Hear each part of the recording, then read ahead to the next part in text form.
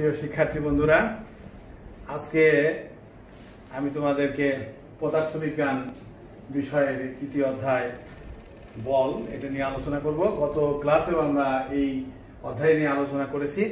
আজকেও আমরা এই অধ্যায়ের পরবর্তী যে পার্ট সেটা নিয়ে আলোচনা করব। কাল আগের ক্লাসে আমরা আলোচনা করেছিলাম নিউটনের গতির প্রথম সূত্র, দ্বিতীয় সূত্র। আজকে তৃতীয় সূত্র ভরবেগ এবং ভরবেগের সংরক্ষণ সূত্র, এটা নিয়ে আলোচনা করব। তাহলে আমরা দেখি নিউটনের গতির তৃতীয় সূত্রটা কি। নিউটনের গতির তৃতীয় সূত্রে বলেছে যে প্রত্যেক ক্রিয়ারই একটি সমান ও বিপরীত প্রতিক্রিয়া আছে, অর্থাৎ every action have it's similar and opposite reaction. প্রত্যেক ক্রিয়ারই একটি সমান এবং বিপরীত প্রতিক্রিয়া আছে। এটা হলো নিউটনের গতির তৃতীয় সূত্র। এখন আমরা দেখব যে ভরবেগ কি এবং ভরবেগের সংরক্ষণ সূত্র। ভরবেগ হচ্ছে ভরবেগের গুণফলকে ভরবেগ বলা হয়। ভরবেগ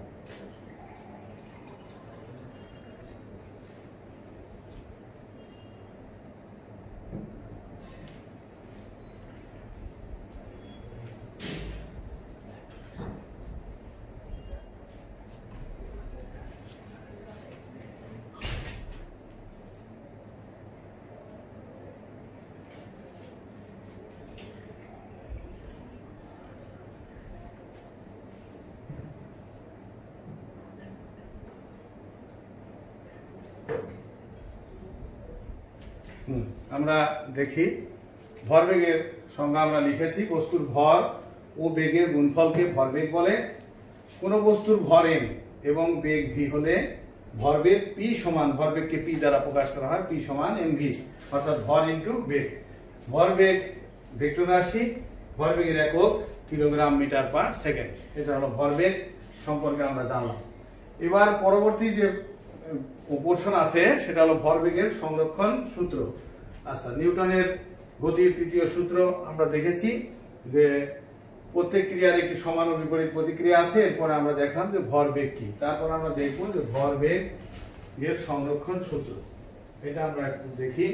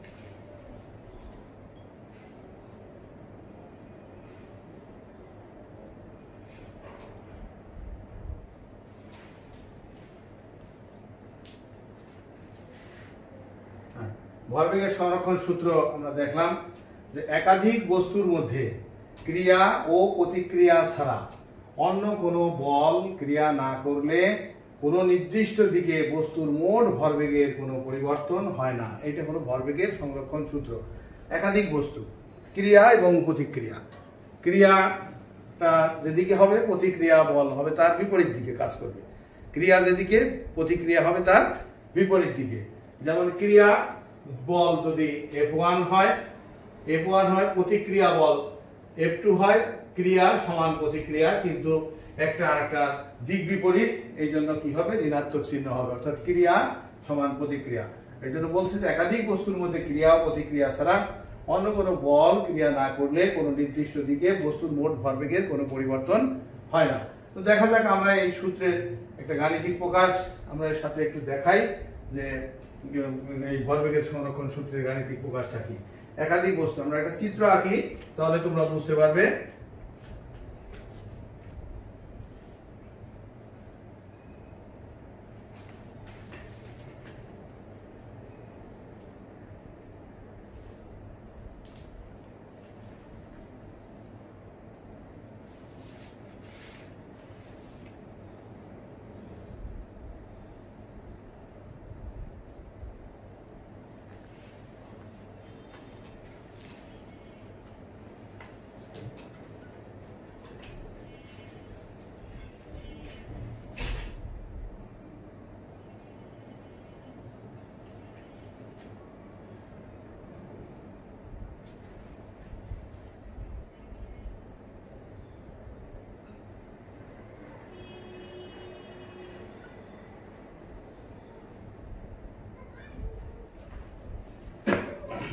দেখো M1 M2 ভরের দুটি বস্তু, তারা একই সরলরেখা বরাবর চলছে।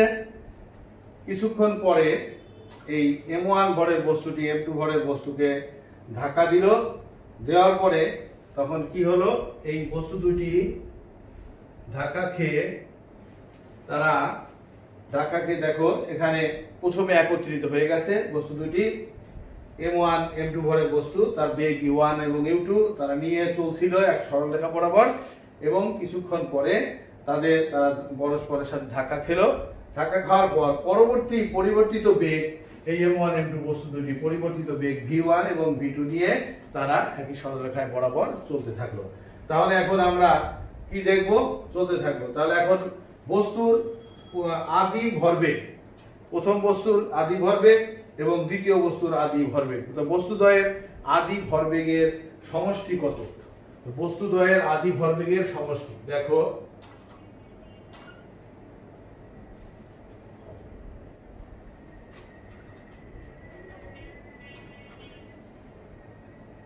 আদি ভরবেগের সমষ্টি হবে M1 U1 plus M2 U2। শেষ ভরবেগের সমষ্টি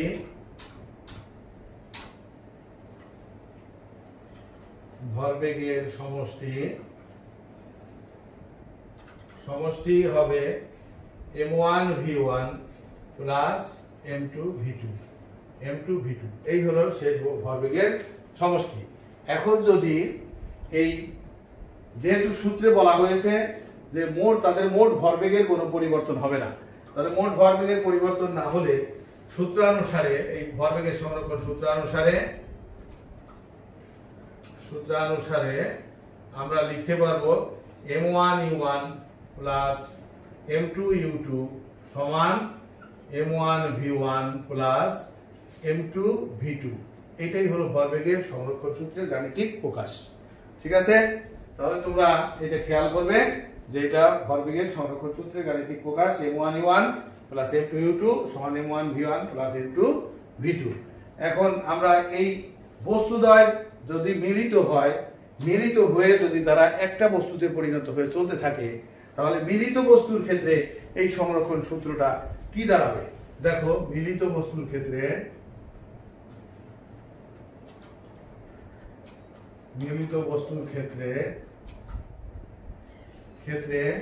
M1 U1 plus M2 U2 সমান M1 plus M2 into V। তখন কিন্তু বেগ হবে একটাই বেগ হবে, মিলিত বস্তুর বেগ, শেষ বেগ একটাই হবে। এই জন্য তখন হবে M1 U1 plus M2 U2 সমান M1 plus M2 into V। আমরা এখন একটা গাণিতিক সমস্যার সমাধান করি, দেখা যাক কি হয়। এই সূত্রটা দিয়ে আমরা মিলিত বস্তুর এই সূত্রটা দিয়ে আমরা একটা গাণিতিক সমস্যার সমাধান করব। আমরা এটুকু আলোচনা করলাম ভরবেগের সরলীকরণ সূত্রের গাণিতিক প্রকাশ। এখন আমরা একটা গাণিতিক সমস্যার সমাধান করি, তোমরা একটু খেয়াল করো। তাহলে তোমরা দেখো, আমি একটা গাণিতিক সমস্যা এখানে লিখেছি যে 600 কেজি ভরের একটি গাড়ি 20 মিটার পার সেকেন্ড বেগে চলে 1400 কেজি ভরের একটি স্থির ট্রাকের সাথে ধাক্কা খেয়ে মিলিত হলো। দুটি গাড়ি একত্রিত হয়ে গেছে। আমরা মিলিত হওয়ার সূত্র দিয়েছি আগে তোমাদের। মিলিত হলো এবং পরিবর্তিত বেগে চলতে থাকলো। মিলিত গাড়ির বেগ কত? গাড়ি দুটি যে মিলে গেছে ওই মিলিত বেগ কত সেটা আমাদের বের করতে হবে। তাহলে আমরা দেখি কি কি এখানে দেওয়া আছে সেটা আমরা আগে লিখব। আমরা এর আগের ক্লাসে আমরা বলেছিলাম যে গাণিতিক সমস্যার সমাধান করার জন্য পদার্থবিজ্ঞানের অঙ্কে এই দেওয়া আছে কি কি এগুলা লিখতে হবে। দেওয়া আছে গাড়ির ভর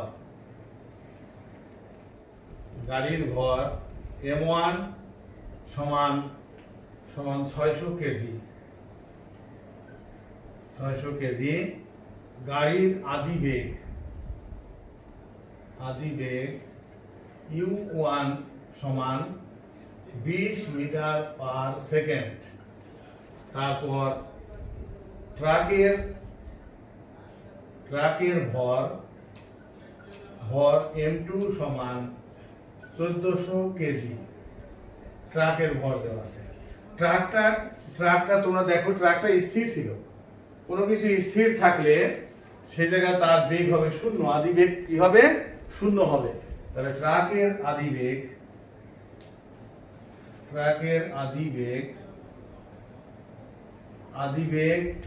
u2 সমান ট্রাকের আদি বেগ u2 সমান দেখো 0 মিটার পার সেকেন্ড।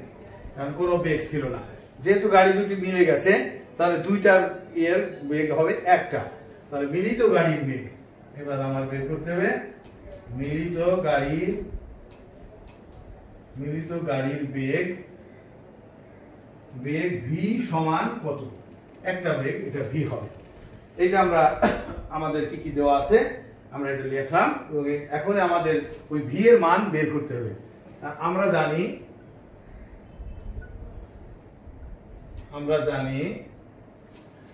জানি দেখো m1 u1 plus m2 u2 সমান m1 plus m2 into v। এটা মিলিত গাড়ির ক্ষেত্রে আমরা জানি, ঠিক আছে? মিলিত গাড়ির ক্ষেত্রে বা বস্তুর ক্ষেত্রে এই সূত্র আমরা একটু আগে দিয়েছি। এই সূত্র অনুযায়ী এখন আমরা অঙ্কটা দেখো মান বসিয়ে দেই। m1 এর মান 600 আর u1 এর মান হচ্ছে 20, তারপরে m2 এর মান 1400 আর u2 এর মান 0। আচ্ছা, তারপরে m1 600 আর এটা হলো 1400 ইনটু কত? v। আচ্ছা, v এর মান, ভিটা রইল, v বের করতে হবে। 1400 এটা হলো ভিটা বের করতে হবে। v এর মান 1400 ইনটু v। তাহলে দেখো, তাহলে এখন কত হলো? এখানে গুণ দেই। 6 দুগুণে কত? 12,000। তিনটা শূন্য আছে, এইটা শূন্য হয়ে যাবে 0 সমান এখানে হবে 1400 আর 600 2000 ইনটু v বা 2000 ইনটু v সমান 12,000 বা v সমান 12,000 ভাগ হলো 2000। আমরা শূন্যগুলো কেটে দেই। এখন এই 12 কে 2 দিয়ে কাটা দিলে হয় কত? 6। তাহলে এখন অতএব v সমান পেলাম কত? 6 মিটার পার সেকেন্ড। এইটাই মিলিত গাড়ির বেগ 6 মিটার পার সেকেন্ড। এইটা আমাদের অ্যান্সার, এই অঙ্কের অ্যান্সার 6 মিটার পার সেকেন্ড। ঠিক আছে? আচ্ছা শিক্ষার্থী বন্ধুরা, তাহলে তোমাদের দেখো কোনো সমস্যা আছে কিনা অঙ্কটায়। এখানে এই সূত্রটা তোমরা ব্যবহার করবে, কারণ মিলিত গাড়ির বেগ চাওয়া হয়েছিল। তাহলে আমরা এই মানগুলো বসালাম, বসায় এখানে ক্যালকুলেশন করার পরে আমরা দেখলাম যে এই মিলিত গাড়ির বেগ 6 মিটার পার সেকেন্ড। এটা হলো। আচ্ছা, এই হলো আমাদের এই গাণিতিক সমস্যাটা এবং ভরবেগের সংরক্ষণ সূত্র দিয়ে আরো অনেক গাণিতিক সমস্যা আছে, আমরা পরে দেখাবো। তো যাও, আমি তোমাদেরকে একটা বাড়ির কাজ দিয়ে দেই, এগুলো তো তোমরা দেখবেই, সাথে আমি তোমাদের জন্য আরেকটা দিয়ে দিচ্ছি, বাড়ির কাজ দিয়ে দিচ্ছি। দেখো, আমরা এটা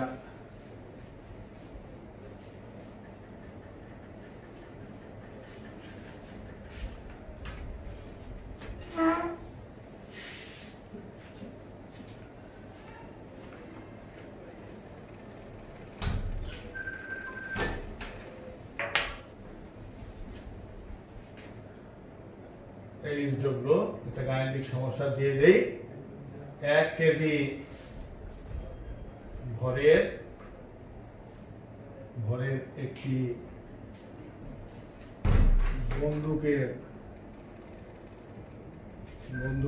নল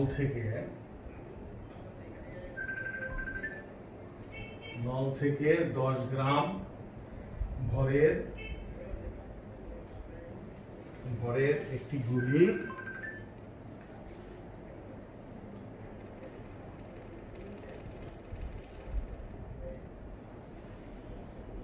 গুলি 300 মিটার পার সেকেন্ড বেগে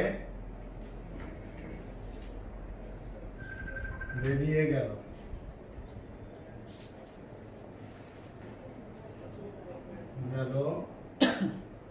বন্দুকের পশ্চাৎ বেগ কত?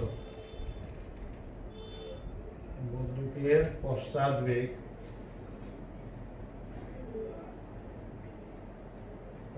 বেগ কত?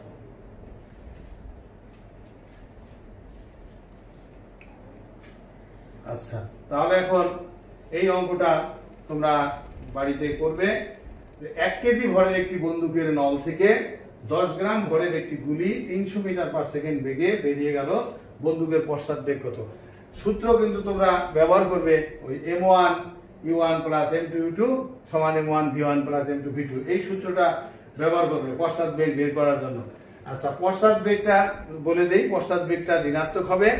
পশ্চাৎ বেগ বললে, কারণ বন্দুক দিয়ে গুলি করলে পিছনের দিকে ধাক্কা দেয়, এটা নিউটনের গতির তৃতীয় সূত্রে বলা হয়েছে। প্রত্যেক ক্রিয়ারই সমান একটা বিপরীত প্রতিক্রিয়া আছে। গুলি সামনের দিকে বেরিয়ে যাবে কিন্তু বন্দুক পিছন দিকে ধাক্কা দিবে, এই জন্য যে গুলি করবে সে পিছন দিকে পা তাকে কোনো জায়গায় বাধায় নিতে হয়, না হলে পরে সে হয়তো ছিটকে পড়ে যেতে পারে। যার কারণে পশ্চাৎ বেগ বের করতে বললে তোমাকে সেটা ঋণাত্মক আসবে। তুমি সেই উত্তরটা লেখার সময় এটাকে পশ্চাৎ বেগ যা আসে সেটা লিখে দিবে। ঋণাত্মক আসলে ঋণাত্মক লিখলে আর পশ্চাৎ বেগ লেখার দরকার নেই, আর পশ্চাৎ বেগ লিখলে মাইনাস চিহ্নটা দেওয়ার কোনো দরকার নেই। আচ্ছা, তাহলে আজকে এই পর্যন্তই থাকবে। আমি যেটুকু পড়ালাম তোমরা এটা বাড়ির কাজটা ঠিক মতো করবে, আর বাকি যেগুলো পড়া দিয়েছি এগুলোকেও আয়ত্ত করবে এবং আমার এই মোবাইল নম্বরে আমার সাথে যোগাযোগ করবে। যদি কোনো সমস্যা থাকে আমরা সেই সমস্যার সমাধান করে দিব। তোমরা ভালো থাকবে, সুস্থ থাকবে।